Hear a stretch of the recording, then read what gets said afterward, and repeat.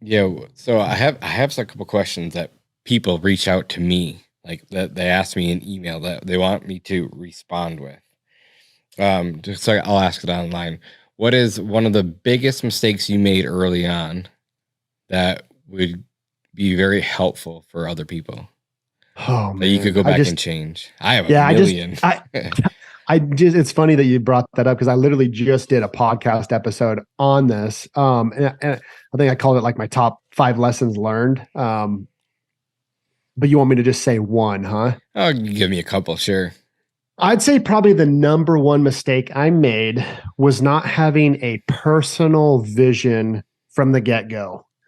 Um, a personal vision is so important because it's the roadmap to live to success. It's the roadmap to help you live a fulfilling life because it's what you want. And the other thing that's about a personal vision that I absolutely love is it becomes a filter because us entrepreneurs, we have entrepreneurial ADD and we see shiny objects and we new ideas and change things. It acts as a filter that all these things that come to you as like opportunities, you find out like, oh, actually, it's not an opportunity. It's a distraction masked as an opportunity because it's not in line with what I'm trying to accomplish. So I'm going to say no to that thing and set the boundary. So that's probably the biggest like one of the biggest things I wish I would have done from the get-go was to create a personal vision and then a business vision. I can agree with that 100% because I'm super ADD. I have that entrepreneurial ADD, and I've done so many things in the past 10 years, tried so many things, I've failed at so many things. Yep. But then the things that I did do well, like I know myself, I know my Colby score now, I know my watch out. It's like, okay, that looks really cool. It sounds fun. Let's just hold off on that for now. Yeah. In five Yeah. years, if I still want to come back to it, cool, but just focus Yeah. on what you're doing. I have to give myself a rule. If I think something's cool, instead of taking action, I have to sit on it for at least 24 hours. Cause I'm like one of those people, as soon as I get the idea, I'm like, yeah, let's go. Let's go. Like I Yeah. just start taking action Yeah. and it's terrible. And then your people don't like you because they're like, man, my boss is all over the place. There's no structure. I don't know what his expectations are. And that's probably the second thing I'd probably say is like creating systems and laying out expectations, for every role in the company and just setting those boundaries and expectations because I can't tell you how many how much stress I've had because I expected something to be done a certain way, but they had no idea. And so I'm pissed off. They're pissed off because they're confused. They don't know what they're supposed to be doing because I haven't laid out the expectations. Yeah. And I would say that's my number one is not having a company scorecard and not have an individual scorecard for every single person in Mm, the company. So yeah. they can know if they are doing good or doing bad on a daily level. Yeah. I 100% agree with that. And I can't even say I've been the best at that. Like I've literally like at the beginning, what I did for like my pest control company, the only metric I cared about for my technicians was get a Google review. Okay. And That's it. revenue. Just kept it super simple. And it worked and it's worked. Yeah.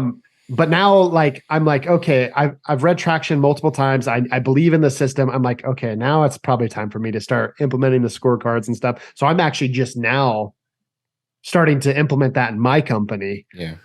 And I wish I would have done that sooner too. Because like all of our sales guys, inside sales, outside sales, our operation guys, even the girls answering the phones, like they all need to know what a great day in the life of a CSR looks like. Yeah. Same with the office Mm-hmm. manager, same with the operations manager, same thing with every single person in the company needs to build a scorecard. If you need help with building scorecards, reach out to me. I can help you build a scorecard. This is what we do. I have a CFO that's on full time. He built out all of our metrics that we do on a daily basis. I have my CO who's coming on board that to oversee all the metrics, so I don't have to do it anymore. So Yeah. it's a huge win. Yeah. I feel like you're in such a good space because I'm assuming you're the visionary, right? For And sure. so it allows you to, if you have all those in place and those people, the expectations laid out, the systems in place, and the right people on the right seat on the bus, then you get to do what you're best at. And that is to to creatively problem solve and to kind of steer the ship in the Yep. right direction, Yeah, and get everyone rowing in the same direction. It's way easier. Yeah.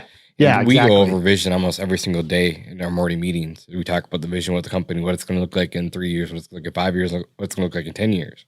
I love that. They see the vision.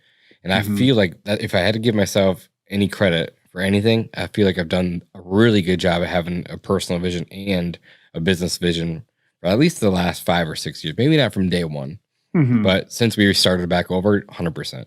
Yeah, that's awesome, dude. That's something I have, dude. I wish I would have done that sooner. I wish I would have done it sooner, man. That's probably the biggest thing. If I could share with your listeners is, dude, have a personal vision, have a business vision. And when I say business vision, like traction to me, it's like a vision with your mission and like your game plan, right? That's the business vision. Yeah. And then just rock and roll,